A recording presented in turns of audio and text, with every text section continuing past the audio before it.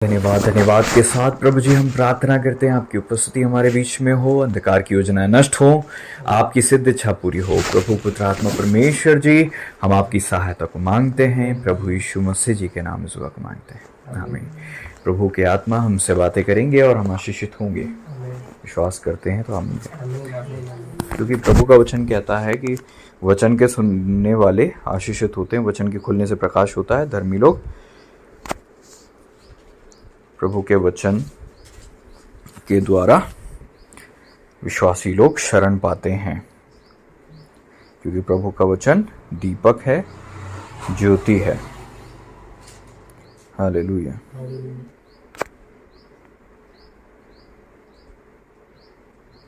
Praise Lord. Thank you Jesus.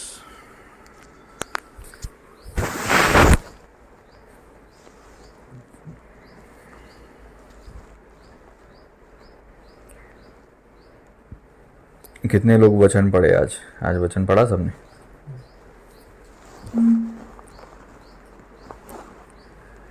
Hallelujah. Holi Jesus.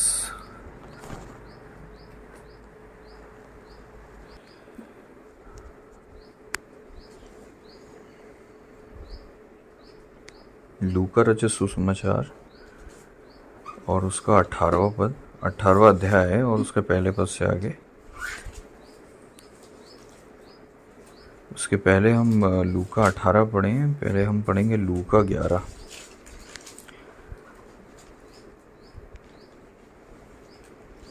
और उसका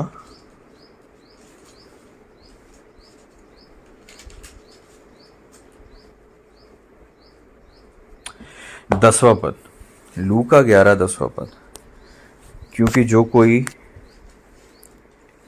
क्या लिखा है? क्योंकि जो कोई मांगता है उसे मिलता है, जो ढूंढता है वह पाता है, जो खटखटाता है उसके लिए खोला जाएगा। प्रभु का वचन कहता है जो मांगता है उसको मिलता है। इसका मतलब जो नहीं मांगता उसको नहीं मिलता। प्रभु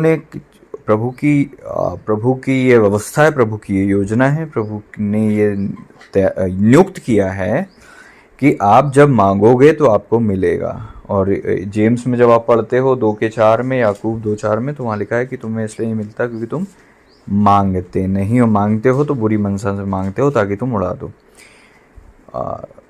तो प्रश्न ये उठता है कि आज इतनी ज़्यादा दुआएं हो रही हैं पूरे विश्व भर में, इतनी प्रार्थनाएं हो रही हैं, विश्वासी इतने विश्वास में आ रहे हैं, प्रार्थना कर रहे हैं, सब लोग प्रार्थना करते हैं, कलीसियाओं में सभी लोग दुआ कर रहे हैं, तो क्यों नहीं प्रभु का कार्य हो रहा है? क्यों बंधुआई आ रही है? क्यों समस्याएं बढ़ रही हैं? क्यों आज आपके चर्च में लोग नहीं आ रहे? क्यों चर्चेस बंद हो रहे हैं? क्यों पास्टर सेवा छोड़ रहे हैं? क्यों इतना विरोध हो रहा है?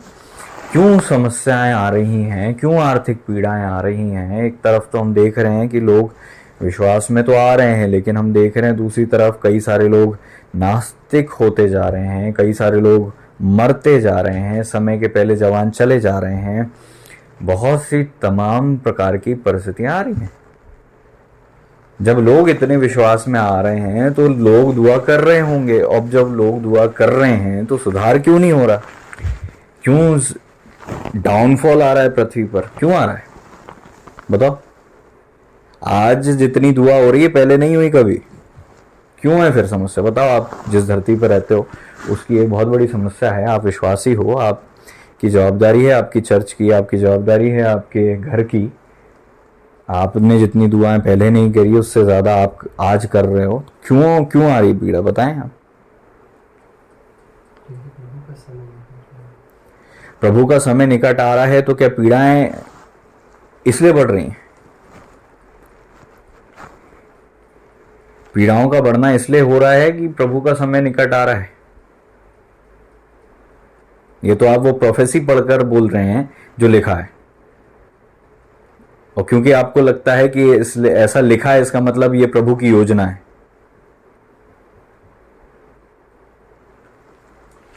और हम हाथ पे हाथ धर के बैठ जाते हैं और बोलते हैं और बहुत, वो तो सब लिखा है भैया, वो तो सब होना है। एक्सक्यूज मी, ये आपकी सोच है कि ऐसा लिखा है तो ऐसा होना है। वो सब नहीं हो रहा जो प्रभु चाहते हैं। क्या होगा ये बात एक अलग बात है, क्या होना चाहिए ये बात एक अलग बात है। प्रभु स्वप्न में आपको बताते हैं, भविष्यवाणी के शब्द आपको देते हैं और भविष्यवक्ता आपको वार्निंग देते, तुम्हारे साथ ऐसा ऐसा होने वाला है। तो क्या ये प्रभु की इच्छा है? नहीं। पीड़ाओं का आरंभ होगा, पीड़ाएं आएंगी, लेकिन परमेश्वर की योजना क्या है चर्च के लिए?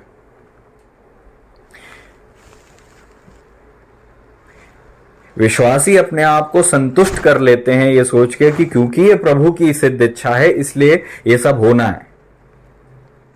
एक बात हमेशा याद रखें आप, परमेश्वर जानते हैं कि क्या होगा इसलिए पहले बता दिया, लेकिन आप ये नहीं कह सकते कि ये प्रभु की इच्छा है।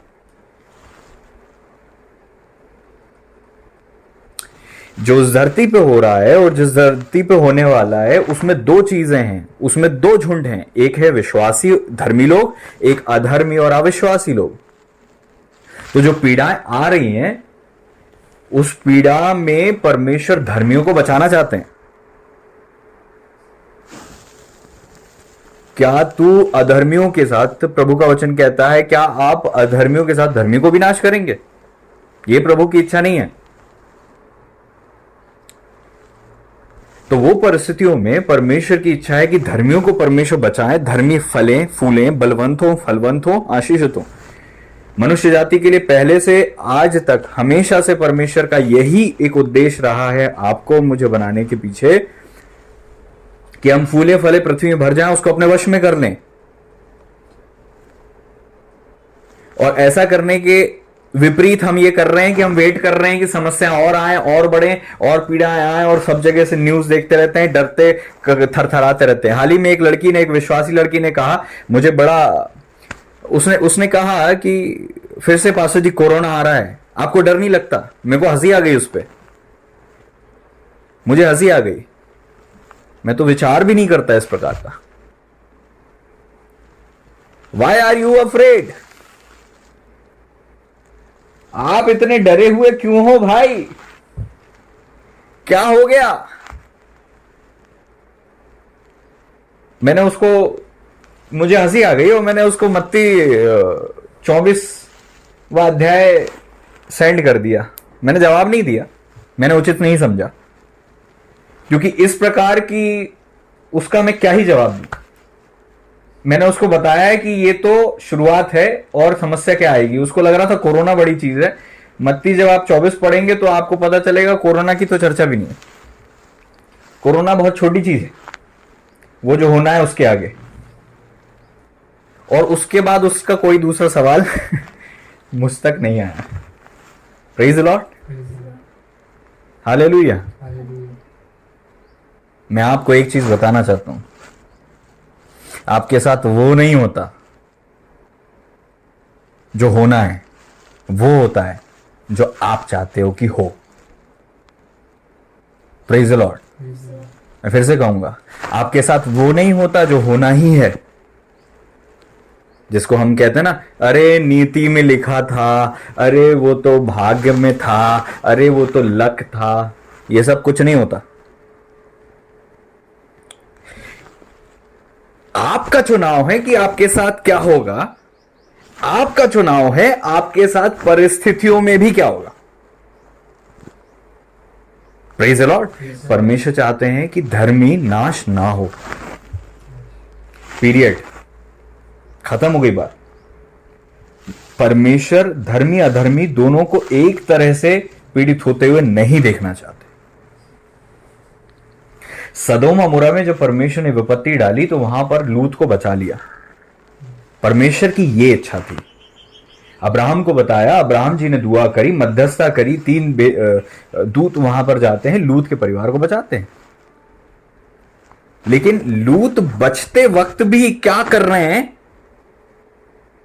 ये लूत का चुनाव है। वो कहते कि हमें नहीं नहीं, मैं वहां नहीं जा पाऊंगा, मुझे पास ही में यहां पर भेज दे, यहां पे अनुमति दे दे। उन्होंने कहा ठीक है, तू जो मांग रहा है वो तेरे लिए हो जाएगा। क्या समझ रहे हैं?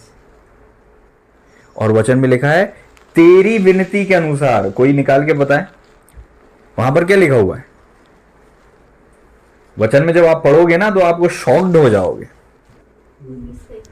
उत्पत्ति 19 का 21 में लिखा हुआ है कि उसने उससे कहा, देख मैं इस विषय में भी तेरी विनती स्वीकार की है, जिस नगर की तूने चर्चा की उसको मैं नाश न करूंगा। एक्सक्यूज मी, इसका मतलब जिस नगर को लूत ने चुना था कि मैं वहां पर शॉर्टकट पास चले जाऊं, 3 दूतों ने परमेश्वर के अगुवाई में क्या कहा? क्या कहा? खुदा बाप ने क्या कहा? मैंने तेरी विनती स्वीकार की है, क्योंकि तू वहां जाना चाहता है, इस कारण से मैं तुझे वहां पे भेज रहा हूं और मैं उस नगर को नाश नहीं करूंगा। इसका मतलब खुदा की प्लानिंग ये थी कि सदोम और मोरा के साथ वो नगर जहां पे वो जा रहा था वो भी नाश हो। और लूत की चाह ये थी कि वो पास में वाले नगर में चले जाएं, और उनकी वो चाहत के कारण से, क्योंकि लूत पे विपत्ति नहीं आना है, तो लूत ने उस मरने वाली जगह, मरने वाले लोगों को भी। और बाद में क्या होता है? वो जगह इतनी बुरी थी, वो इतनी खतरनाक बुरी जगह थी कि वहां पर हम देखते हैं लूत और उनके परिवार का बड़ा, वहां पर एक जाति, नई जाति बनती, मोआब, अम्मोनी, मोआब। संकट में भी आपका चुनाव बताता है कि आपके साथ क्या होगा।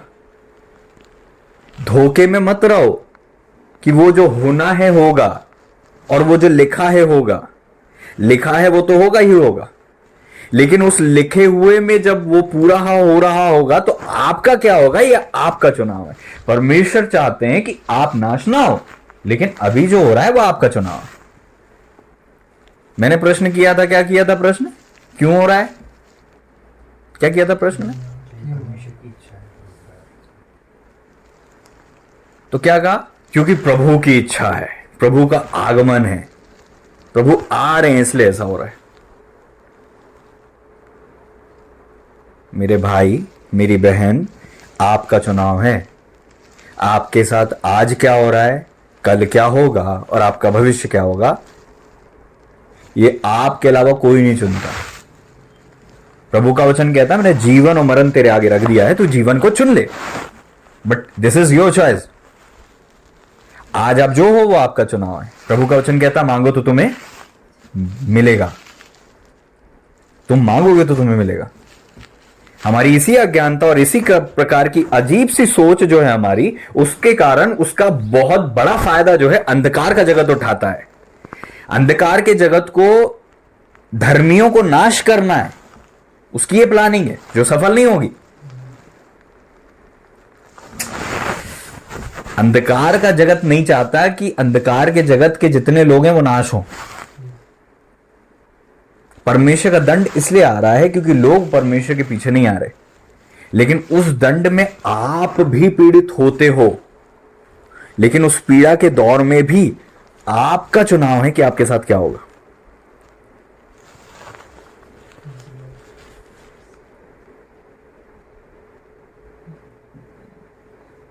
न्यायियों के दिनों में जब अकाल पड़ा तो नाओमी उसके पति और दोनों बच्चों को लेकर चल दिए और लुटकर, बर्बाद होकर वहां से लौटे।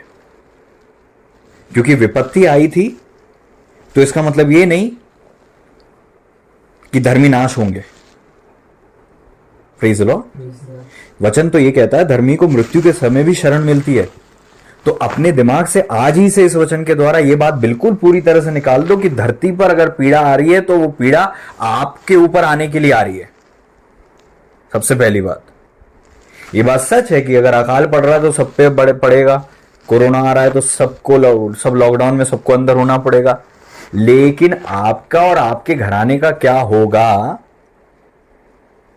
ये इस पे डिपेंड है कि आप क्या चाहते हो। अगर आप धर्मी हो तो मृत्यु का दूत आपके घर तक नहीं आ सकता। आप जब पढ़ते हो मिस्र देश में जब इजरायलियों को परमेश्वर ने सुरक्षित रखा तो मृत्यु का दूत उनके घर के पास से होकर चला गया और किसी को पीड़ा नहीं आई। तो वो जो लड़की डरी हुई थी उसको आज ये वचन सुनना चाहिए, और आप से सब जितने डरे हुए हो इस बात से, आपको ये वचन सुनना चाहिए कि परमेश्वर क्या चाहते हैं और क्या आपकी लाइफ में होता है। इन दोनों में अंतर है।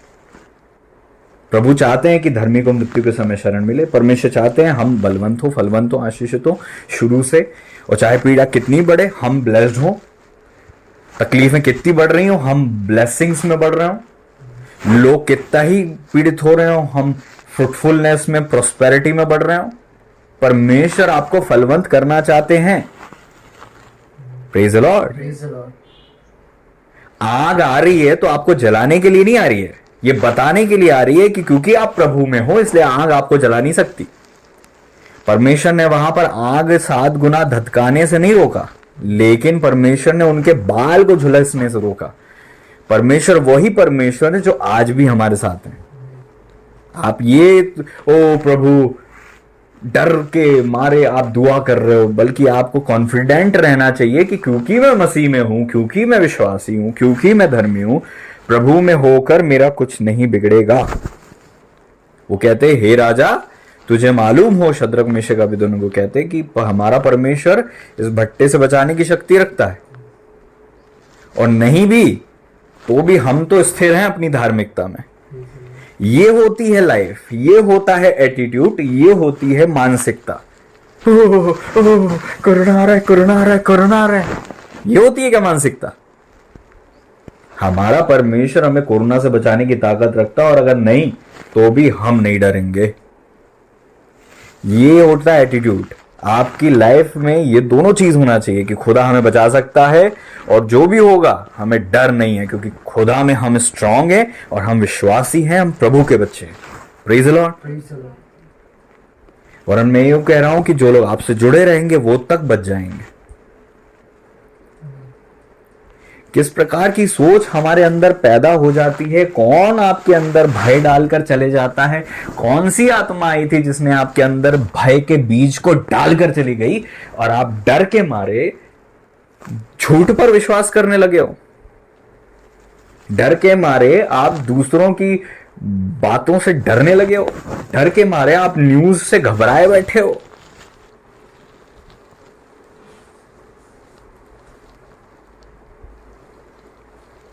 कोरोना आ रहा है, कोरोना। आपको पता है आप कौन हो? आपको पता है कि परमेश्वर क्या चाहते हैं आपकी लाइफ से? आपको पता है कि आप कोरोना में आपका क्या होगा, या आपका चुनाव है? What is our attitude?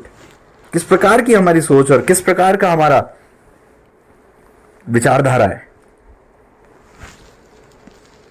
प्रभु का वचन कहता है क्या तू धर्मी और अधर्मी दोनों को नाश करेगा? बिल्कुल नहीं, परमेश्वर नहीं चाहते। लेकिन क्या उस पीड़ा में धर्मी लोग नाश होते हैं? हां, हो सकते हैं। कैसे? अपने चुनाव से। लूत ने चुनाव किया, परमेश्वर के दूत आए बचाने के लिए, लूत ने चुनाव किया। आगे पीछे हो रहे थे, रिलेक्टेंट हो रहे थे, अरे मैं ये कर लूंगा। उन्होंने कहा झट कर, जल्दी कर, जल्दी कर, निकल जा यहां से, चुनाव कर। निकलते निकलते फिर उनकी पत्नी ने खुद चुनाव कर लिया कि मैं पीछे देखूंगी, वो वहीं की वहीं नमक का खंबा बन गई। हर जगह चुनाव को देख रहे हो तुम। उनकी बेटियों ने गलत चुनाव किया, उनकी बेटियों को के द्वारा हम देखते हैं गलत काम हुआ। हर जगह चुनाव है। आप धर्मी हो तो भी आप चुनाव करते हो, और जो आपका चुनाव होता है वह आपके साथ होता है।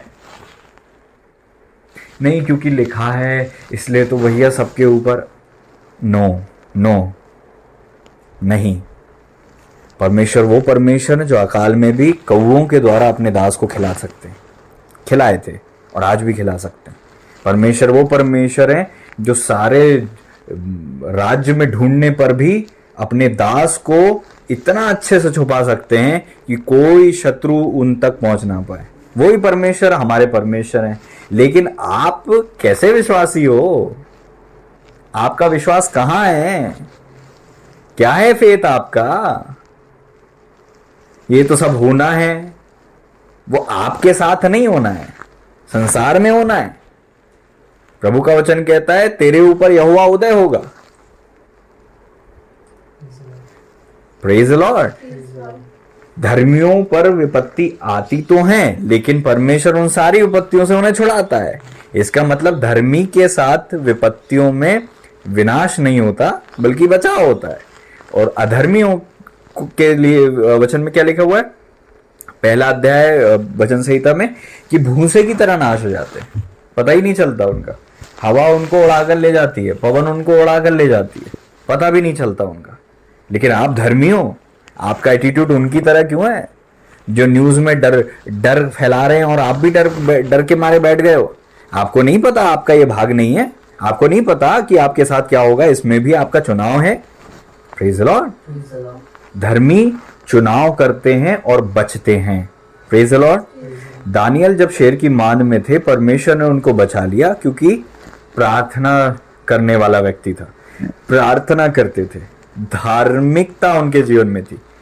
और वो कहते हैं कि क्योंकि मैं अपने परमेश्वर के सम्मुख निर्दोष पाया गया, इसलिए अब मेरे खुदा ने शेरों के मुंह को बंद रखा। आपको ये चिंता करना चाहिए कि आप पाप में तो नहीं जी रहे हो कहीं। कोरोना आ रहा है, ये बड़ी चिंता नहीं है। बड़ी चिंता ये है कि 10 साल हो गए विश्वास में आए हुए, 12 साल हो गए आपको विश्वास में हुए, आज भी आपने पापों को नहीं छोड़ा है। ये चिंता है। पाप हमें मारता है, पाप हमें पीड़ित करता है, पाप के कारण अपवित्रता आती है और परमेश्वर से दूरी आती है। और परमेश्वर से जो भी दूर होगा ना, वो नहीं बचता। परमेश्वर हमारा शरण स्थान और गढ़ है। आप अगर खुदा में हो तो आप सिक्योर हो, और अगर आप खुदा में हो तो फिर डर काएगा। आपको डरना तब चाहिए जब आप आज भी पाप में जीवन जी रहे हो, पश्चाताप नहीं किया है, बुरा कर रहे हो, है ना, पति का आदर नहीं कर रहे हो, पत्नी से प्रेम नहीं कर रहे हो, परमेश्वर के भय को अपने अंदर नहीं रखा है, बुराई कर रहे हो, पाप में पड़े हो, व्यभिचार, घमंड, हर एक प्रकार की बुराई आपके जीवन में। विश्वासी तो कहते हो, लेकिन आपका गुप्त जीवन जो है मसीह शिक्षा और मसीह की चाल से बहुत कोसों दूर है। तब आपको डरना चाहिए। कोरोना आ रहा है, ये डर की बात नहीं है। व्यर्थ की बातों से डर के बैठे हैं। ये तो चर्चा का भी विषय नहीं है, ये तो चर्चा का भी विषय नहीं है। आपको मोबाइल चर्चा का भी विषय नहीं है। कैसे समझाएं? कैसे आप कह सकते हो कि हम आत्मिक बच्चे हैं? कैसे आप कह सकते हो हम परमेश्वर के लोग हैं, जब ये सोच ही नहीं है आपके अंदर? कौन सी सोच पैदा कर लिया आपने? ये सोच तो नहीं है मसीहों की, होनी नहीं चाहिए ये मसीहों की सोच। आपको तो चमकना है। अब आपका टाइम आ रहा है चमकने का, अब आपका टाइम आ रहा है उठने का, अब आपका टाइम आ रहा है फलवंत होने का, अब आपका टाइम आ रहा है धनी होने का, अब आपका टाइम हो रहा है ब्लेस्ड होने का, अब आपका टाइम आ रहा है चमकने का, अब आपका टाइम आ रहा है स्थिर रहने का, अब आपका टाइम आ रहा है कि बिना मास्क के घूमने का। मैं नहीं कहूंगा कि आपको बिना मास्क के घूमना है, लेकिन मैं आपको बता रहा हूं, प्रेज द लॉर्ड, मास्क पहनना क्योंकि सरकार ने बोला है इसलिए है, या क्योंकि हम डर के बैठे हैं इसलिए है? खुद आकलन कर लो। मैंने मास्क पहना, लेकिन क्योंकि पहनना था, वो प्रोटोकॉल था। Praise the Lord. मैं डबल मास्क लगा लूं, मैं N95 लगा लूं, वो 150 वाला खरीद लूं, वो बटन वाला खरीदना मुझे, है ना, मास्क भी लगा लूं, शील्ड भी लगा लूं, और मैं, है ना, 5 लीटर सैनिटाइजर लेके रखूं घर में, है ना। ये सब करने के पीछे डर है? अगर हां तो वो सही नहीं है। डरे हुए नहीं होते परमेश्वर के दास, डरे हुए नहीं होते विश्वासी। एलिया डर के नहीं बैठे, ओ बाप रे बाप, मैंने क्या बोल दिया, बाप अकाल पड़ेगा भाई साहब, मैं क्या खाऊंगा। एलिया जी की चिंता नहीं थी ना ये, आप क्या खाओगे या क्या पियोगे, आपकी चिंता आप क्यों हो गई? फिर क्यों डर लगा बैठा है आपको? क्यों आप डर के बैठे हो? खुदा बाप जो कौवों को खिलाया आपको भी खिला सकता है। लॉकडाउन हटा तो चिड़ियां जिंदा ही रहीं, समझ रहे हो? चिड़ियों को खिलाने वाले आप नहीं हो, परमेश्वर है। परमेश्वर ने चिड़ियों को बचाया, जानवरों को बचाया, और उनसे आपका ज्यादा मूल्य है, तो परमेश्वर आपको बचाएंगे। कौन सी सोच हमारे अंदर आ गई है? वापस से हमें, मेरे को लगता है, विश्वास के बारे में वापस से एबीसीडी पढ़ानी पड़ेगी अब। कहने ही के हैं हम, कहने के लिए ही हम बोलते हैं कि हम विश्वासी हैं इतने साल पुराने। आपका विश्वास कहां है? टटोल कर देखो अपना विश्वास। क्या आपका विश्वास, जो 15 साल पुराने विश्वासी हो, वो 15 दिन के विश्वासी, जो नए नए विश्वासी बच्चे हैं, उनसे आगे है कि पीछे है? दुर्भाग्य की बात है कि वो ज्यादा अटूट विश्वास रखते हैं। अरे परमेश्वर है, कुछ नहीं होगा। और ये जो हम पुराने विश्वासी हो जाते हैं, हमारा विश्वास में पता नहीं कहाँ छेद हो जाते हैं और हमारी सेंध लग जाती है और अजीब अजीब से डर पैदा हो जाते हैं। और ये बड़ी महंगाई आने वाली है, इस बार का तो बजट हिला देगा। अरे काहे का डर है भाई? न्यूज बंद कर, वचन खोल ले और पढ़, लिखा क्या है वहां पे। तब तेरा मन को रिन्यू कर थोड़ा। डर की गुदगुदी हो रही है ना, उस कारण से न्यूज खोल के बैठते हैं। थोड़ा डर है, उसको और थोड़ा सा है ना सुलगा लें। वैसे लगाना लगाना, वो कोरोना के क्या हुआ, वो आधे वाला था, 5 दिन हो गए आए नहीं। हाँ, शेम ऑन यू। शर्म करो, शर्म करो। परमेश्वर डरपोकों का परमेश्वर नहीं है। आंख की झील में जो डाले जाएंगे वो सबसे पहले डरपोक हैं। वचन में लिखा है डरपोकों का भाग झील में होगा। डरपोक नहीं बनना है। किससे डरते हो? किससे डर है?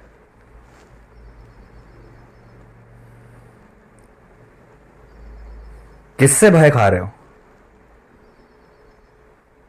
हो ना विश्वासी?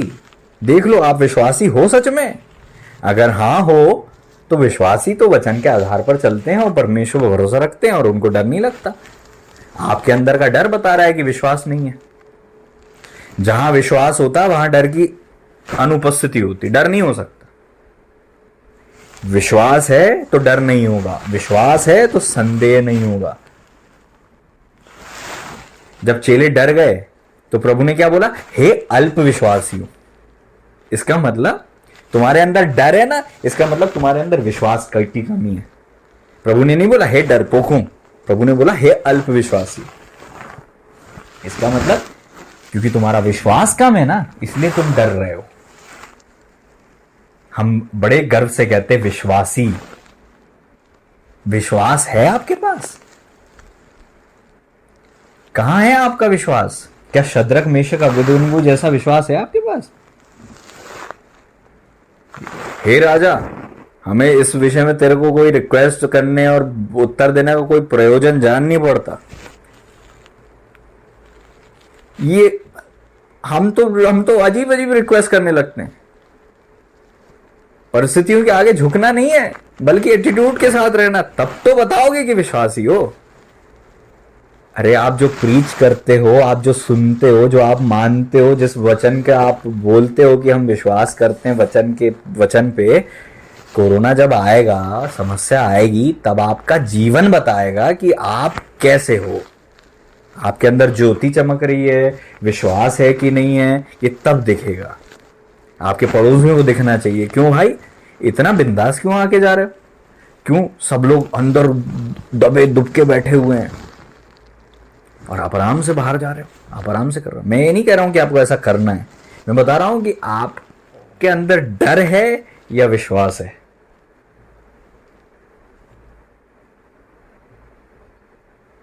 डर के कारण कर रहे हो या विश्वास के कारण कर रहे हो?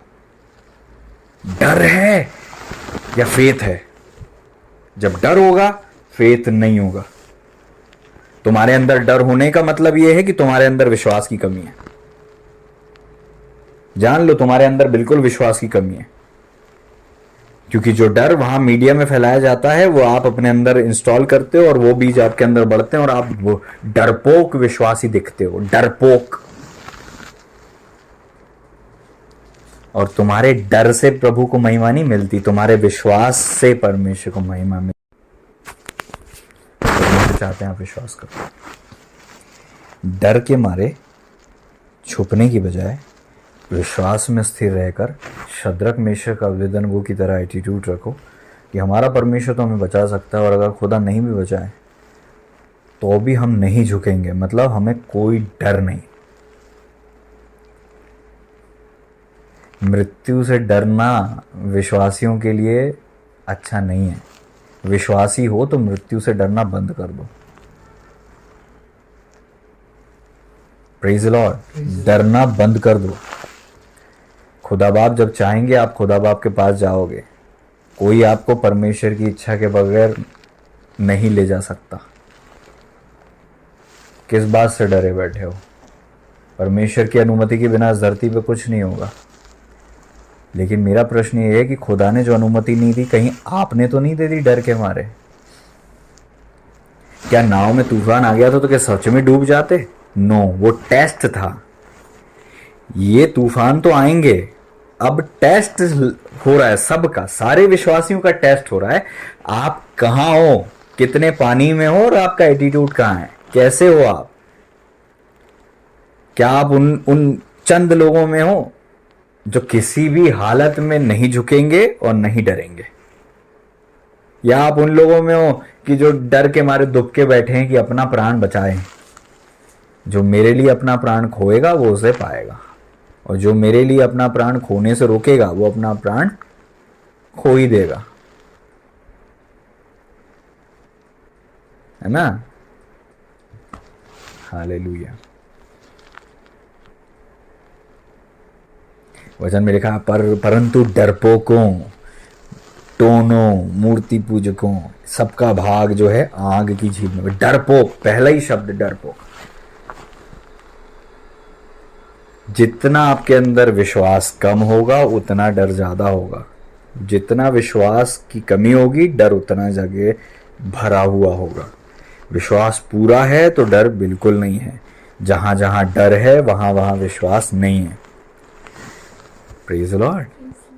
और जिसे आप चिंता कहते हो ना, वो चिंता नहीं, उसको फियर कहते हैं। आपको चिंता नहीं होती, चिंता नहीं, आपको डर हो रहा है। मेरे भाई मेरी बहन, डरे हुए हो तुम। मेरी चिंता करने वाला, हमारी चिंता करने वाला खुदा हमारे साथ है। हम चिंता नहीं करते, हम दुआ करते, क्योंकि हमें पता है कि हमारे निर्णय होते हैं जो हमारे साथ होता है। इसलिए हमारा डर के मारे ऐसे दुबकने का कोई प्लान नहीं है हमारा प्लान यह है कि अंत के दिन में चमकना कैसे है उस ओर ध्यान दें और वहां मेहनत कर लें।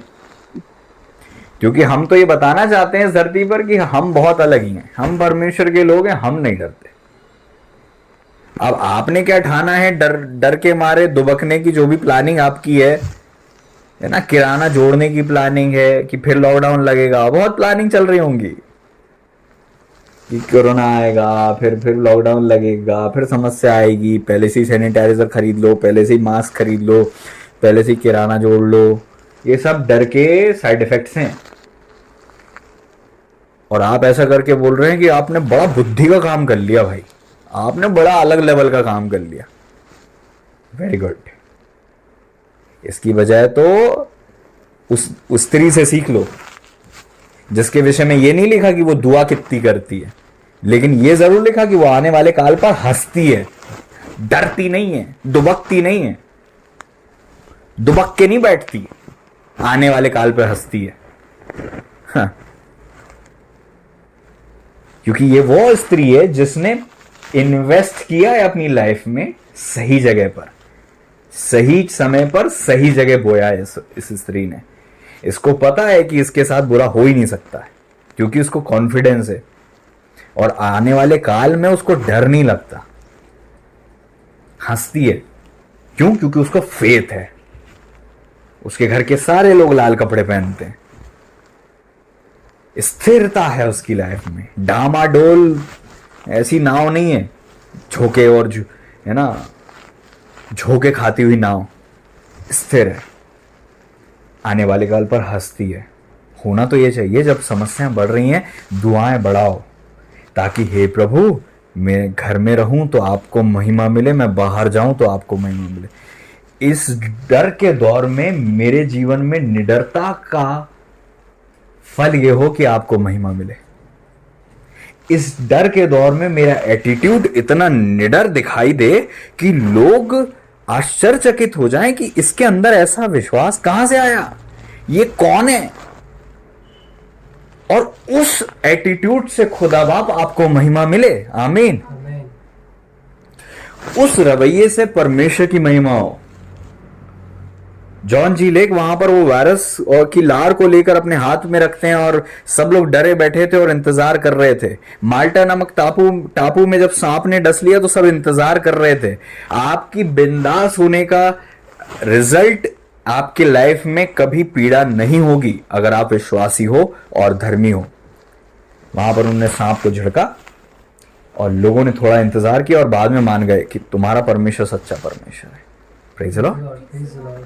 तुम्हारे पड़ोसी भी देख रहे हैं, वो भी जिसको मानते हैं उसके कारण से डर के बैठे हैं। तुम भी अपने परमेश्वर को मानते हो, तुम भी तो डर के बैठे हो। तो अंतर क्या है तुम में और उनमें? अंतर क्या है तुम्हारे और उनके एटीट्यूड में? इसका मतलब कोरोना तो कोरोना है, वो उसमें किसी की नहीं चलती। Praise the Lord. आपका रवैया बताना चाहिए कि परमेश्वर ही परमेश्वर है और कोरोना से ऊपर परमेश्वर है, अकाल से ऊपर परमेश्वर है, किसी भी दल से ऊपर परमेश्वर है। खुदा मेरे साथ है, मुझे बचाएगा, और अगर खुदा ना भी बचाए ना तो भी मैं स्थिर रहूंगा। ये एटीट्यूड नहीं है ना तो महिमा नहीं मिलती प्रभु को। क्योंकि आपके पड़ोसी भी देख रहे हैं कि वो भी दुबके बैठे हैं, आप भी दुबके बैठे हो, सब तो दुबके बैठे हैं, तो आप में कौन सा स्पेशल है? आपने जितनी बड़ी बड़ी बातें करी, बड़े मन में एटीट्यूड रखते हो, कोरोना जाने के बाद एटीट्यूड में निकलते हो। अरे कोरोना आने के बाद आपका एटीट्यूड बताता है कि आप विश्वासी हो। नहीं नहीं नहीं नहीं नहीं नहीं नहीं, अरे नहीं नहीं नहीं नहीं, परमेश्वर की परीक्षा नहीं करना। क्या शद्रक मेशक अबेदनगो ने वहां परमेश्वर की परीक्षा की थी? अगर की थी तो फिर परमेश्वर उनको नहीं बचाते। जानबूझ करके कूदना अलग होता है, लेकिन परिस्थितियों में स्थिर रहना और डर के मारे दुबकने की बजाय स्थिर रहकर उसका सामना करना, ये चीज अलग होती है। इसको परमेश्वर का टेस्ट करना नहीं कहते, इसको कहते हैं विश्वास में स्थिर रहना। प्रभु ने कहा, हे अल्पविश्वासियों, तुम्हारा विश्वास कहां था?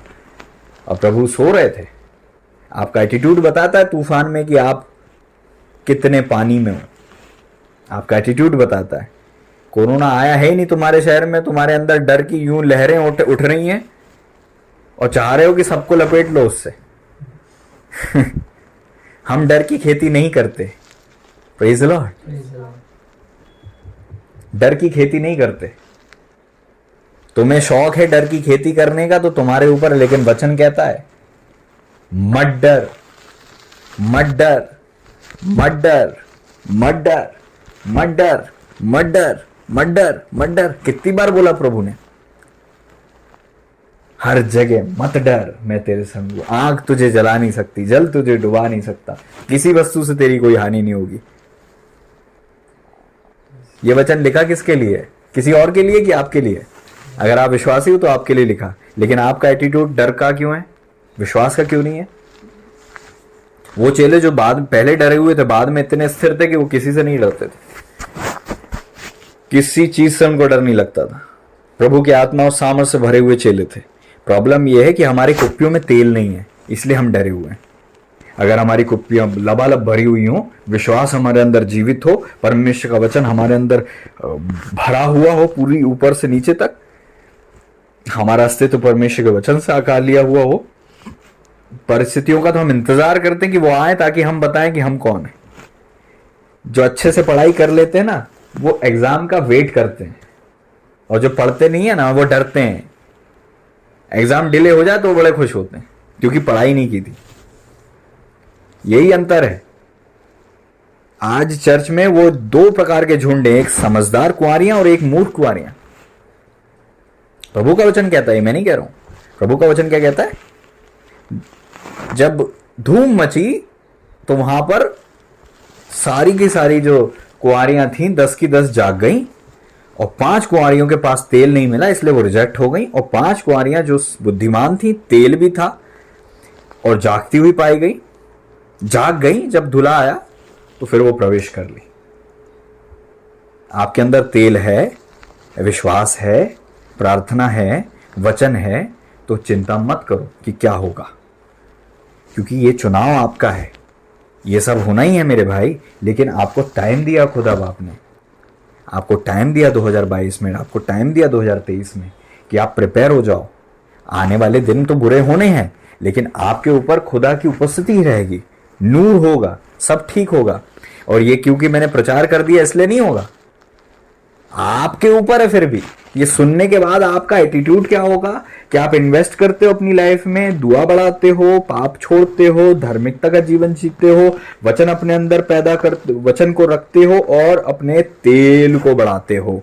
अगर ये सब करते हो तो ही बचोगे। Praise the lord. क्योंकि पीड़ा तो धर्मी अधर्मी दोनों पर आएंगी, लेकिन आपका बचना नहीं बचना इस पे डिपेंड है कि आपके अलग चौखट पर लहू है कि नहीं, आपके अंदर पवित्रता है कि नहीं, धार्मिकता, पवित्र जल है कि नहीं, पवित्र तेल है कि नहीं कुप्पियों में, विश्वास है कि नहीं और वचन है कि नहीं। ये डिसाइड करेगा कि आपका भविष्य क्या होगा।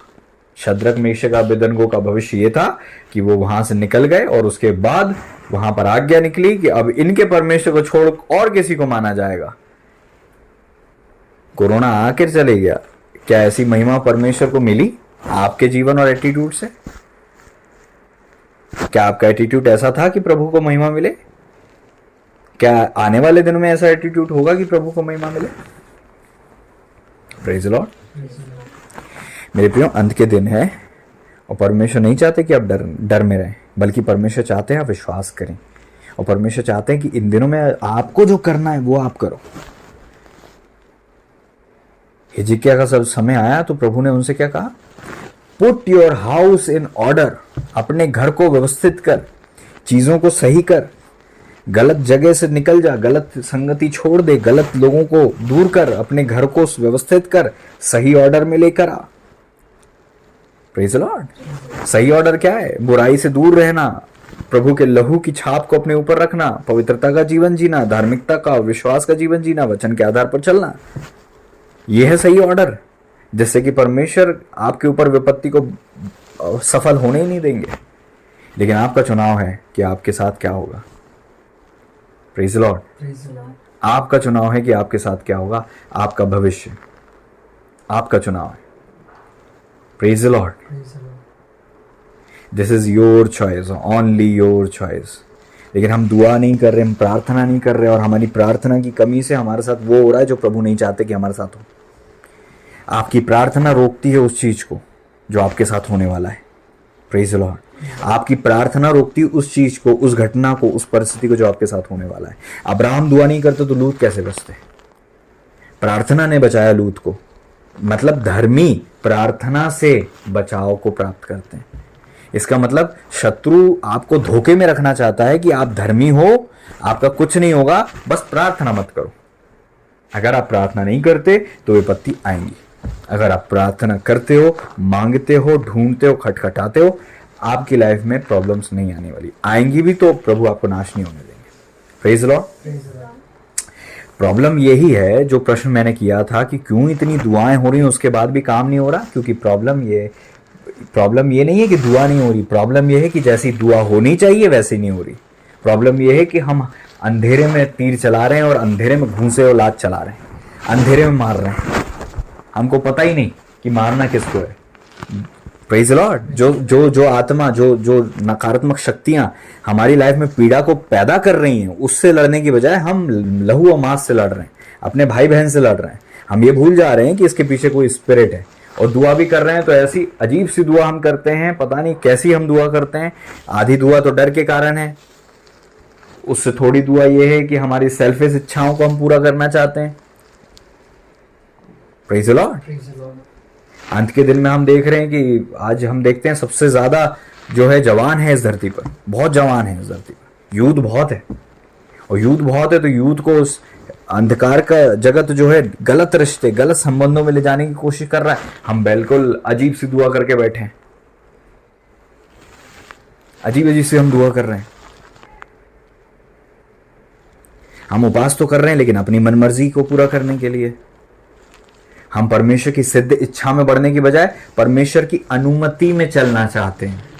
प्रभु परमिसिव विल दे दो, आपकी इच्छा तो वो थी, लेकिन अनुमति दे दो कि इससे ही शादी कर लूं, अनुमति दे दो कि मैं ऐसी सेवा कर लूं, मुझे ये वरदान अच्छा नहीं तो मुझे अनुमति दे दो, ये वाला वरदान दे दो। परमेश्वर की सिद्ध इच्छा को पूरा करने की बजाय परमेश्वर को फोर्स कर रहे हैं दुआओं में।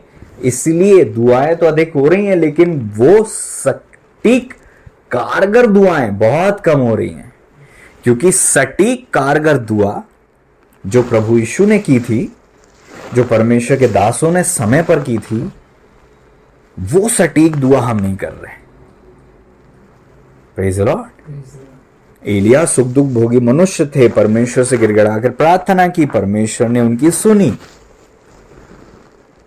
वचन कहता है इब्रानियों में कि भक्ति के कारण उसकी सुनी गई, आंसू बहाकर गिड़गिड़ाकर परमेश्वर से प्रार्थना की। आज हमारी प्रार्थनाओं में कमी हो सकता है ना हो, लेकिन सच्ची और अच्छी प्रार्थना हम नहीं कर रहे। ये दुआ करने की बजाय कि जो बुरी आत्मा हमारे परिवार को परेशान कर रही है वो खत्म हो, हम ये दुआ कर रहे हैं कि हमारे भाई सुधर जाए, हमारी बहन सुधर जाए, हमारा बेटा सुधर जाए, हमारी बेटी सुधर जाए। हम ये दुआ तो बहुत करते हैं कि वो सुधर जाए सुधर जाए सुधर जाए, लेकिन हम ये दुआ नहीं करते कि ये आत्मा जो इसको बिगाड़ रही है इस पर अटैक हो, इस पर वार हो, ये बाइंड हो, और फिर हम विजय को देखें। अगर आप आज दुआ करते हो ना कि आपका भाई, आपकी बहन, आपका बेटा, आपकी बेटी अच्छे से रिएक्ट करे, तो वो दुआएं परमेश्वर सुन लेते हैं, परमेश्वर उनको ब्लेस करते हैं कि वो अच्छे से रिएक्ट करें। लेकिन बाजू में जो बुरी आत्मा खड़ी है, जो उसको बार बार विवश कर रही है बुरा करने के लिए, आपकी एक दुआ से वो एक दिन ठीक रहता है, अगले दिन में वो फिर वो बुराई करता है। तो कब तक लगे रहोगे कि आप उसको सुधारने की दुआ करो? एक बार सटीक दुआ करो, उस आत्मा को अरेस्ट करो, बाइंड करो, और जो उसने आपका बांधा है वो सब लूट लो। Praise the Lord. जब तक कोई बलवंत को ना बांध ले, उसको लूट नहीं सकता, और बलवंत बंधने के बाद ही आपकी लाइफ में सक्सेस आती है। बांधने का तो काम हमने बिल्कुल पोस्टपोन कर दिया है, हमें कोई मतलब नहीं है, हम पंगे नहीं लेना चाहते, सेफ खेलना चाहते, सेफ चलना चाहते। हम क्यों पंगे लें? हमारी थोड़ी समस्या है। अगर आज आपका भाई के साथ पीड़ा है और अगर आप शांत बैठे हो, तो यकीन मानो देर नहीं होगी कि आपके ऊपर भी वो पीड़ा आए। प्रभु ना करें ऐसा हो, मेरी दुआ है ऐसा ना हो, लेकिन मैं आपको वार्निंग देना चाहता हूं। एक अगर हाथ को दर्द होता है तो दूसरा हाथ और बाकी पैर भी पीड़ित होता है। आपके शरीर अर्थात मसीह की देह कलीसिया में किसी को भी पीड़ा हो रही है तो वो आपसे डायरेक्टली कनेक्टेड है, और उसको देख कर हाथ पर रख कर बैठे हो, अपने वरदान और अपनी अथॉरिटी को इस्तेमाल नहीं कर रहे हो अगर आप, तो याद रखो वो वायरस, वो पीड़ा, वो समस्या वो फैलेगी तो पूरे चर्च में फैलेगी। आपको जागना है और उस चीज को रोकना है। Praise the Lord. दुआएं अगर आप करोगे तो समस्याओं से बचोगे, अगर आप दुआ नहीं करोगे तो समस्याएं आएंगी और वो कमजोर लोगों को लेकर जाएंगी, कमजोर लोगों को पीड़ित करके जाएंगी। हवा में तीर मारना बंद करो, सटीक प्रार्थना करना चालू करो, और बहुत बड़बड़ करने की बजाय लिमिटेड आत्मा में दुआ करो, भावनात्मक दुआ खत्म करो और अपनी मनमर्जी की दुआ खत्म करो, बल्कि परमेश्वर जैसी आपकी इच्छा है वैसा मैं मांगता हूं, ये दुआ चालू करो। हमें उसके सम्मुख मांगने का हियाव तब होता है क्योंकि हमें पता है कि हम उनकी खुदा बाप की इच्छा से मांग रहे हैं, जैसा उनकी इच्छा है। जब हम वैसा मांगते हैं तो हमें याद होता है कि जो हमने मांगा हमें मिल गया। सटीक दुआ। Praise the Lord. दुआ करने के पहले जान लिया करो खुदा आपकी इच्छा क्या है, फिर दुआ किया करो, ताकि आप वही दुआ करो जो प्रभु की इच्छा है। Praise the Lord. दुआ में 2-3 चीजें होती हैं, या तो खुदा की इच्छा, या खुदा की अनुमति, या मात्र हमारी इच्छा। तो अगर वो चिट्ठियां देखी जाएं तो खुदा बाप तक वो प्रार्थनाएं जो पहुंच रही हैं, उसमें से अधिकतर जो प्रार्थना है वो कैसी हैं प्रभु जानते हैं। हमारी अधिकतर प्रार्थना प्रभु की इच्छा के अनुसार प्रार्थना कर रहे हैं, अपनी इच्छा के अनुसार कर रहे हैं। बच्चा 24 साल का हो गया, अब उसकी शादी करना ही है। प्रभु चाहते हैं कि उसकी शादी हो सकता है कि आप 24 में नहीं हो और आगे चल के हो, वेट करें, लेकिन आपको तो वेट करते नहीं बन रहा, क्योंकि ना आपका समाज आपको वेट करने नहीं दे रहा, और दूसरी बात आपके घर की रीति भी है कि 25 तक सबका विवाह होना है ना। आप अपनी रीति और नीतियों के गुलाम हो, इसलिए परमेश्वर की इच्छा के बगैर भी अपने बच्चों को कहीं भी ठूस दे रहे हो। प्रभु के एक अभिषेक दास के पास काफी एक अच्छे बड़े सेवक हैं, उनके मित्र आकर उनके पास कहते कि मेरा इस लड़की से विवाह करना मैं चाहता हूं, तुम दुआ करके देखो कि मुझे क्या करना है क्या नहीं करना, तुम दुआ करो दुआ करो दुआ करो। तो वो पास्टर ने, वो सेवक ने, उनके मित्र जो बड़े पासवान, उन्होंने दुआ करी और परमेश्वर ने उनको बताया कि इसको इस लड़की से शादी नहीं करना है। वो भी एक सेवक ही थे, वो भी एक पास्टर थे जो ये चाह रहे थे किसी से शादी करना। वो आत्मिक शख्स थे, मैं श्योर नहीं हूं पास्टर थे या नहीं थे, लेकिन वो एक आत्मिक शख्स थे। तो वो आत्मिक भाई ने अपने मित्र जो पासवान थे, पासवान से कहा कि तुम मेरे लिए कृपया प्रार्थना करो कि परमेश्वर की इच्छा मुझे पता चले कि उस लड़की से विवाह करना है कि नहीं। उन्होंने दुआ करी, परमेश्वर ने कहा इसको विवाह नहीं करना, अगर ये करता है तो 6 महीने बाद ये रोएगा और ये कहेगा कि मेरी लाइफ नरक बन गई। मात्र 6 महीने में इसकी लाइफ बहुत बर्बाद हो जाएगी। तो उनको मिल गया उत्तर, और वो आकर जाते हैं और वो मित्र आकर कहते हैं बताइए कि मेरे लिए परमेश्वर ने क्या कहा। उन्होंने बताया कि ऐसा ऐसा है कि तुमको नहीं करना, और अगर 6 महीने तुम कर लोगे तो 6 महीने बाद तुम्हारी लाइफ में ये हो जाएगा। तो वो चुप हो गया, वो लड़का, वो भाई, वो दास चुप हो गए, वो विश्वासी चुप हो गए। और थोड़ी देर बाद रोते, बहुत रोने लगे, और रोकर कहते वो पास्टर से कि क्या कुछ हो सकता है, आप ये दुआ करो ना कि परमेश्वर मान जाए, आप ये दुआ करो ना कि परमेश्वर की इच्छा बदल जाए। उन्होंने कहा बिल्कुल ये सब कुछ नहीं हो सकता, परमेश्वर की सिद्ध इच्छा होती है, एक बार जो परमेश्वर ने कह दिया हो गया। अपने शब्दों में कह रहा हूं मैं। तो बोलते नहीं मैं उपवास प्रार्थना करूंगा। वो चले गए, उपवास प्रार्थना करके 3 दिन उपवास प्रार्थना की, और तीसरे दिन आके बोलते अरे बहुत बड़ी खुशखबरी है, परमेश्वर ने मेरी बात मान ली, परमेश्वर ने मेरी बात मान ली, परमेश्वर ने मुझे अनुमति दे दी उससे शादी करने की। तो ये पास्टर ने कुछ नहीं बोला, क्या बोलेंगे? एक बार no means no, yes means yes. परमेश्वर बदलते नहीं। तुम उपास कर लो, चाहे कितनी उपास कर लो, प्रभु की सिद्ध इच्छा आपके उपास नहीं बदल सकते। हाँ, आप जबरन की अनुमति ले लेते हो, फोर्सफुली आप मनवा लेते हो, फोर्सफुली आप कर लेते हो। बिलाम ने यही तो किया, परमेश्वर ने पहले ही बोल दिया था मत जा, मत गए। सोना देखा, प्रेशर देखा, सुंदरता देखी, तो फिर वह परमेश्वर के पास आए कि कहीं से कोई रास्ता कुछ निकले, कुछ मार्ग निकले, कुछ डील बने। हाँ, कॉम्प्रोमाइज की लाइफ नहीं जीना है विश्वासी को।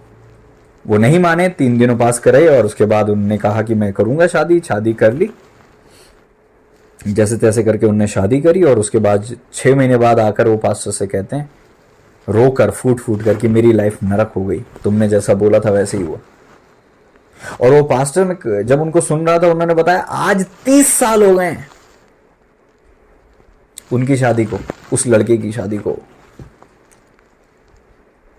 6 महीने बाद आकर वो कह रहे थे कि मैं क्या करूं, मेरी लाइफ में बहुत समस्या में आ गई है। उनने बोला अब उपास प्रार्थना करो, अब करो उपास प्रार्थना कि तुम्हारा लाइफ पार्टनर बदल जाए। वो बताते हैं कि ये प्रार्थना करते हुए, उपास करते हुए इसको 30 साल हो गए हैं। वो भाई को, उनकी पत्नी नहीं बदली, और जैसी तब उनकी लाइफ नरक में थी, आज भी वैसी है।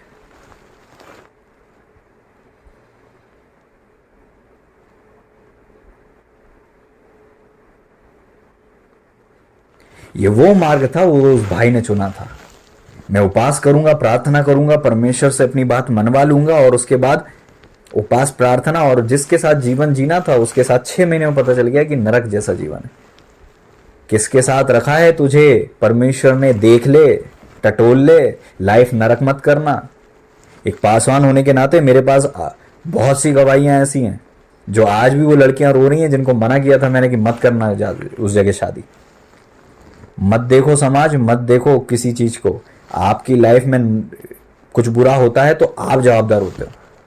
फिर मत कहना कि खुदा ने कुछ बुरा किया आपके साथ। परमेश्वर किसी के साथ बुरा नहीं करते। आपका चुनाव है, अगर आज आप सही चुनाव नहीं करोगे तो कल आपको पीड़ा होगी। चॉइस इज योर्स, चुनाव तुम्हारा है। प्रार्थनाएं करो और प्रभु से इच्छा को पता करो, उसके बाद अपने जीवन में निर्णय लो, और जैसा प्रभु के हैं वैसा करो। प्रार्थना करने वाले को सबसे पहले शून्य होना चाहिए कि प्रभु आप क्या चाहते हैं, ना कि पहले ही अपने आप को इतना भर लो कि प्रभु मैं तो यही चाहता हूं, और आप तो सुनते हैं, और आप तो नहीं नजरअंदाज करते, और आप तो अच्छे पिता है, आप तो हमेशा सुनते हैं। अपने प्राण में प्लान करके प्रभु से रास्ते बनाने की दुआएं करना, है ना, बड़े अच्छे अच्छे शब्द कहना, प्रभु आप तो दया करते हैं, प्लीज दया कीजिए, मेरी प्रार्थना सुन लीजिए, जो मेरी इच्छा है, जो मैं चाहता हूँ। देखिए 3रा दिन है उपास का, देखिए 40वां दिन है उपास का, मैं इतने दिन से मांग रहा हूँ, मेरी दुआ को सुनने वाले परमेश्वर, धर्मी अधर्मी पर मेह बसाने वाले, अरे सारे वचन हम कोट करते रहते हैं, और इस बात से हमें फर्क नहीं पड़ता कि हमारे पिता की सिद्ध इच्छा ये नहीं है। लगे हैं दुआ करने, लगे हैं दुआ करने। हर चीज के लिए दुआ नहीं करना है, आपको मांगना है प्रभु से, प्रभु आपकी क्या इच्छा है। Praise the Lord. आई बात समझ में। और कई बार वो पास्टर ने मना कर दिया तो फिर उसके बाद हम अपनी प्लानिंग करते हैं, और किसी से पूछो यार, और किसी से पता करें, और किसी से पता करवाएं, अपनी मनमर्जी पूरी करने के लिए कोई दूसरी बड़ी मिनिस्ट्री में जाएं। आपको लगता है क्योंकि वहां बड़ी मिनिस्ट्री है तो आप अपनी मनमर्जी आज उस मिनिस्ट्री में जाके पूरी करके आ जाओगे, और आपको लगता है आप सफल हो जाओगे। खुदा बाप की इच्छा के बगैर आप किसी से भी दुआ करा लो। परमेश्वर की इच्छा बहुत बड़ी है, परमेश्वर की योजना, will of God is superior. आप चाहे मिनिस्ट्री में चले जाओ, चाहे आप किसी से दुआ प्रार्थना उपास कर लो, चाहे आप कन्वेंशन रख दो। कई लोग सोचते हैं अपनी मनमर्जी करना, एक बड़ा कन्वेंशन रख दूं, प्रभु खुश हो जाएंगे और मेरा काम हो जाएगा।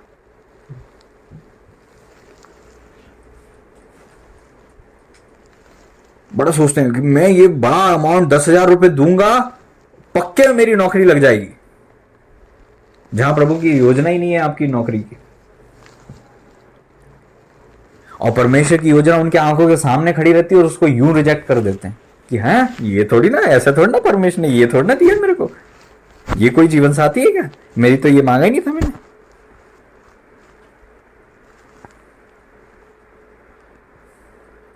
ऐसा कोई जीवन साथी है क्या, ये तो मिल ही नहीं खा रहा मुझसे, मैं कहां और ये कहां। परमेश्वर ने अगर आपके लिए कुछ आपके सामने रखा, उसको रिसीव करो, अपनी ब्लेसिंग समझो। और एक सटीक बात मैं आपको बताता हूं कि परमेश्वर की इच्छा को पता करना है तो अपनी इच्छा रखो ही मत, और ऐसे हो जाओ कि प्रभु आपने जो बोल दिया मैं वो करूंगा, और मुझे 10 जगह कंफर्म करने की जरूरत नहीं है। पूरे रास्ते क्लियर करो प्रभु के लिए। पहली चीज कि मेरी इच्छा नहीं, आपकी इच्छा पूरी होगी, चाहे कुछ हो जाए।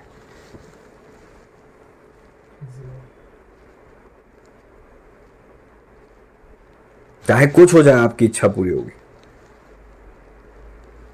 एक और बार वही पासवान बताते कि एक और बार एक लड़की ने आकर बोला, उनके चर्च में एक लड़का लड़की थे, एक लड़की ने आके बोला कि अंकल मैं इनसे शादी करना चाहती हूं, आप बताइए, आप बताइए क्या करना है। तो उन्होंने देखा कि ये तो बहुत डेस्परेट है, ये तो बस दुआ इसलिए करवाना चाह रही है क्योंकि इसको बस जानना है, लेकिन करेगी अपनी मन की। उन्होंने कहा नहीं, मैं दुआ नहीं करूंगा, मैं दुआ नहीं करूंगा इस विषय के लिए, क्योंकि तू अपनी मनमर्जी पूरी करना चाहती है ना, तुम ठान ही बैठे हो। अगर तुमने परमेश्वर, उसने आके ऐसा कहा कि परमेश्वर ने मुझे बताया है कि ये लड़का मेरे लिए, आप दुआ करके देखो। उन्होंने कहा जब परमेश्वर ने आपको बता दिया तो दुआ की जरूरत ही नहीं है। अच्छा है, दुआ की क्या जरूरत है। तो सेवकों थोड़ा सा आपको सीखने की जरूरत है। जो डेस्परेट होकर आप से अपना उल्लू सीधा कराने के लिए आते हैं, इनके लिए दुआ मत करा करो।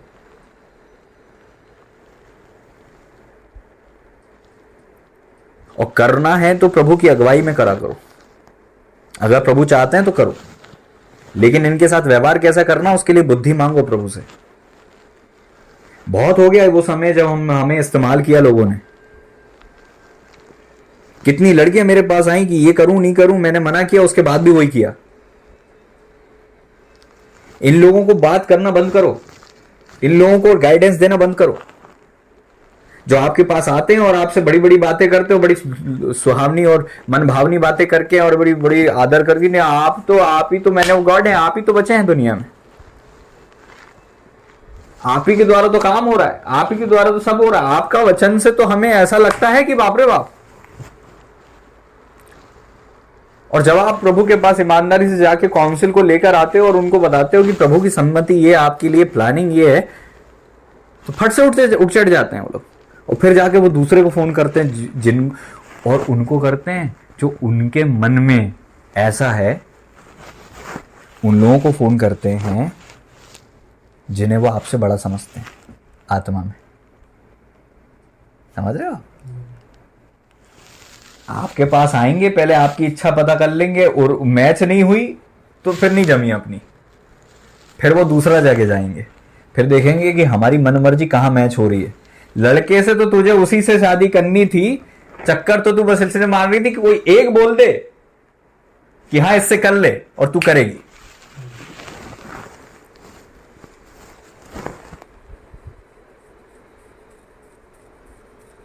वो भूल जाते हैं कि परमेश्वर ने किसके द्वारा बात करना चालू किया था। अभी हाल ही में ऐसा हुआ, किसके द्वारा प्रभु ने आपसे बात करना चालू किया था। मैं तो सारे पास्टर्स का आदर करता हूं, मैं दास हूं, दासी हूं, बड़े लोग हैं, मैं तो कुछ भी नहीं हूं कि उनके विषय में मैं बोलूं। प्रभु जी मुझे क्षमा करें, मैं उनका आदर करता हूं। जिनसे आप दुआ कराते हो उन सबका मैं आदर करता हूं और मैं रिस्पेक्ट करता हूं दिल से, हम्बल होकर। मैं अपने आप को छोटा मानता हूं उनसे।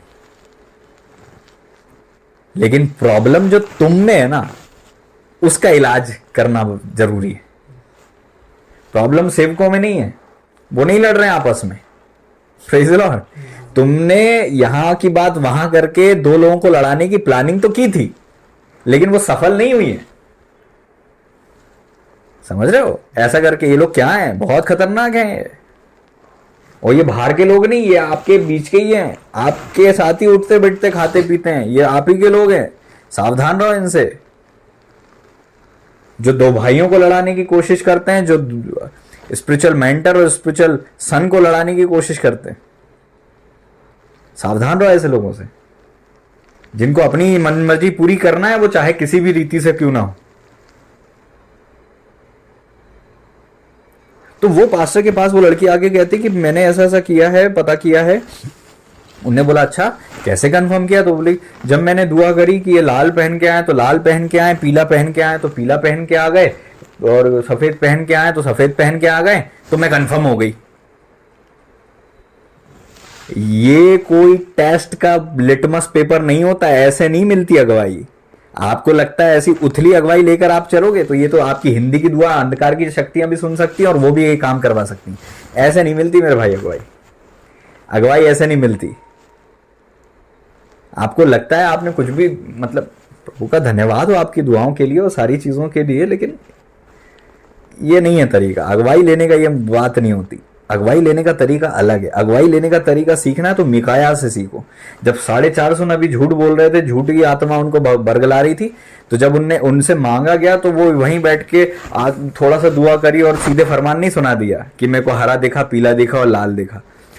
वो आत्मा में ऊपर गए और वो कहते परमेश्वर के सम्मुख एक आत्मा आई और कहती मैं जाके भटकाऊंगी।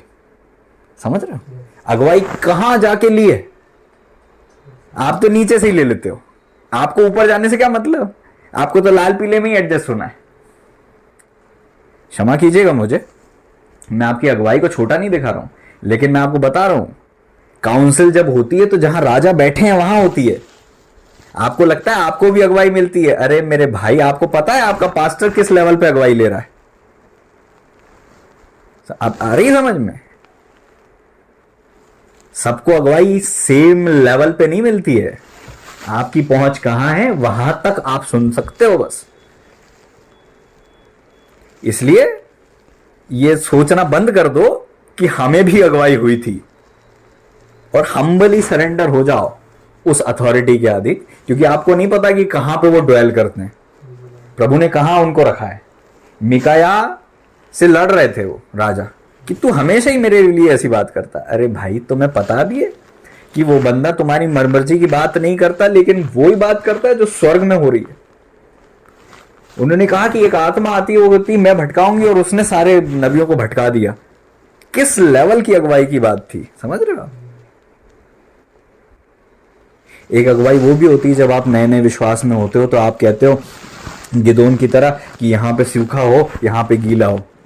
ये शुरुआती दिन हैं, शुरुआती चीजें हैं। शुरू शुरू में प्रभु अनुमति देते हैं, लेकिन थोड़े ही टाइम बाद प्रभु उस चीज से हटा देते हैं। आप नेक्स्ट से नेक्स्ट से नेक्स्ट टॉप लेवल पर आपको प्रभु पहुंचाना चाहते हैं, और वहां से अगुवाई लेकर।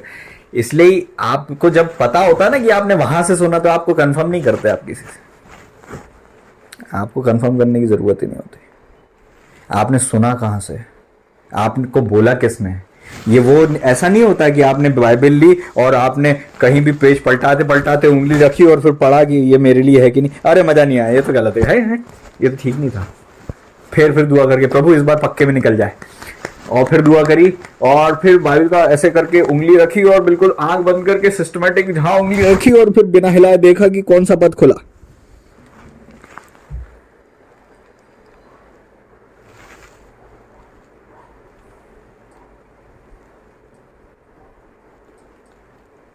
क्या ये लेवल है आपकी अगुवाई का? तो मेरे भाई यहां पर गड़बड़ी संभव है, यहां होती है गड़बड़ी। और फिर आप आकर कहो पास्टर से कि मैं कंफर्म हूं पास्टर जी, और पास्टर जी ने प्रभु की उपस्थिति में अगर देखा कि ये सही नहीं है, अब प्रॉब्लम आ जाती पास्टर जी के ऊपर। क्यों? क्योंकि वो जो लड़की है वो 4 लोगों में तो फैलाएगी कि इनने ऐसा देखा था, और मनमर्जी पूरी करेगी। तो पास्टर के ऊपर प्रॉब्लम लाने वाले लोग हैं। तो ध्यान से देखना भाई, मेरे प्रभु के दासों और परमेश्वर के लोगों, आदरणीय प्रभु के सेवकों, आपको ध्यान से देखना चाहिए। मैं तो अपने साथ काम करने वाले और जो निकटतम है उनसे ही रिक्वेस्ट करता हूँ। बड़े अभिषिक्तों दास से तो मैं कुछ भी नहीं बोल सकता। मैं ये कहना चाहूंगा कि आप देखो, परखो उन लोगों को। आते तो ऐसे हैं जैसे खुदा बाप की इच्छा पूरी करके ही जाएंगे, लेकिन वो करेंगे नहीं, देख लेना। वे प्रतिदिन मेरे पास ऐसे आते, शो करते हैं कि बड़े धर्मी पुरुष हैं, लेकिन मनमर्जी करते हैं। पूछेंगे तो ऐसा जैसे कि आपने जो बता दिया ना वही करेंगे, और जब आपने बता दिया और उसके बाद वो नहीं करेंगे। वो अनुभव से देखा है मैंने। शो तो ऐसे करेंगे, आज जो प्रचार हो रहा है कल से लागू करेंगे, और 2 दिन बाद उसी प्रचार के विपरीत वो करते हुए दिखेंगे। आज आप उनको 1.5 घंटा देके समझाओ, और 2 दिन बाद वो वही गलती करेंगे जो आपने समझाया था। तो अब स्मार्ट बन जाएं हम जितने सेवक सेविका हैं, थोड़ा स्मार्ट बन जाओ। देख लो, एक बार में अगुवाई मान रहा है, एक बार में सुनती है कि नहीं, उसको इन्वेस्ट टाइम देना बंद कर दो, खत्म कर दो, उसकी लिस्ट में से हटा दो नाम, उसको रिजेक्ट कर दो। ये है स्मार्टनेस। खत्म कर दो उनको, मत दो अपना टाइम उनको जो आपकी नहीं सुन रहे। एक बार देखो, खत्म करो, दैट्स इट। अब उनको अगुवाई चाहिए तो वो जो वचन प्रचार होगा केवल वो ही मिलेगा उनको, या वचन उनके पास लिखा हुआ है। अब आपका टाइम नहीं मिलेगा उनको। Praise the Lord. Be very serious. ऐसे लोगों को रिजेक्ट करो अपनी लाइफ से, हटा दो उनको। 1-2 बार देखो, खत्म करो, खत्म करो। लाइफ इतनी लदे हुए बोझ के साथ चलने की नहीं है। फ्री रखो अपने आप को, बिल्कुल मतलब मत रखो। आप प्रभु की अगुवाई में जो मिल रहा है, प्रभु जैसा चाह रहे हैं वैसा बोल दो, और प्रभु की काउंसिल मिले तो बता दो। अगर वो करता है तो ठीक, नहीं करता तो ठीक। अब उसके साथ जो होगा वो उसकी है। आपने पूछ कर बता दिया, खत्म। आपको वहां रिश्तेदारी की कोई जरूरत नहीं है। आपको स्थिर रहना है, क्योंकि संसार में उन्हीं लोगों के द्वारा शत्रु आपकी गले में आटी डालने की कोशिश करता है, क्योंकि आपकी एनर्जी को वो जबरन खींच रहा है। इससे अच्छा उन लोगों में एनर्जी वेस्ट मत करो। अब दूसरों को देखो, दूसरे लोगों पर देखो जो जो जो वास्तव में विश्वास योग्य लोग हैं, जिनको आप एक बार बोलोगे वो अगली बार चूक नहीं करेंगे। उनको देखो, उनको सिलेक्ट करो और उन पर टिक लगाओ और उनके लिए दुआ करो और उनमें टाइम इन्वेस्ट करो, क्योंकि ये काम के लोग हैं।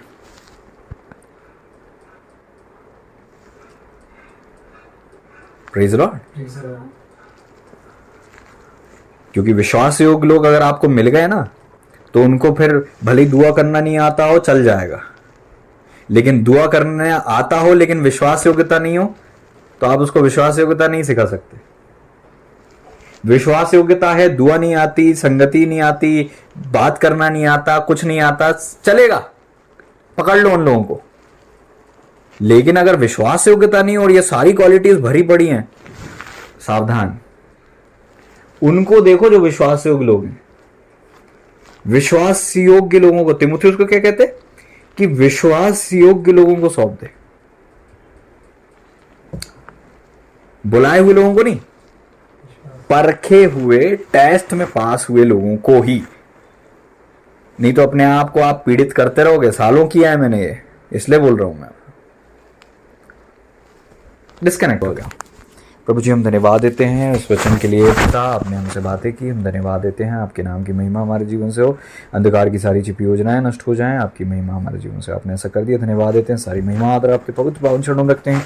प्रभु यीशु मसीह जी के नाम से दुआ मांगते हैं। अंकित भाई छोटी सी प्रार्थना करें। धन्यवाद धन्यवाद धन्यवाद धन्यवाद धन्यवाद करते हैं जीवित महान अनुग्रहकारी प्रेम परमेश्वर पिता। प्रभु जी हम आपके अधीन आते, आपके ठहरे हुए प्रबंध के अधीन आते खुदावन परमेश्वर। और प्रभु जी दुआ करते मेरे खुदावन परमेश्वर, प्रभु आपकी उत्तम वाणी के लिए मेरे पिता परमेश्वर, मेरे प्रभु जी खुदा। और प्रभु जो आपकी ओर से मेरे प्रभु हमारे जीवन में आती मेरे खुदावन परमेश्वर। प्रभु हम धन्यवाद करते हैं खुदावन परमेश्वर। प्रभु जी आपके हाथों में सौंपते पिता तमाम उन लोगों के लिए मेरे प्रभु जो इन वचनों को सुनेंगे खुदा।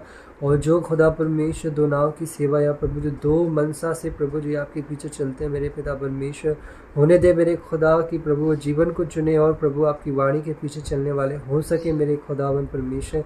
अरे कैसे भटकाव से प्रभु जी आप बचाइए, अरे कैसे भ्रम और छलावे से मेरे प्रभु जो दुष्ट की ओर से मेरे खुदावन परमेश्वर उनके सारे फंदे कैंसिल होने पाए पिता परमेश्वर। प्रभु जी खुदा और विश्वास योग्यता को प्रभु जी हम मांगते मेरे खुदावन परमेश्वर। प्रभु जी आपके हाथों में सौंपते हर एक विश्वासियों को प्रभु जी खुदा परमेश्वर। प्रभु आपके सेवक को भी आपके हाथों में सौंपते पिता परमेश्वर। हम धन्यवाद करते खुदा परमेश्वर आपके वचन के लिए मेरे खुदा, आपके नाम की बड़ी महिमा होने पाए प्रभु। हम धन्यवाद करते खुदावन प्रभु यीशु के नाम में मांगते आमीन।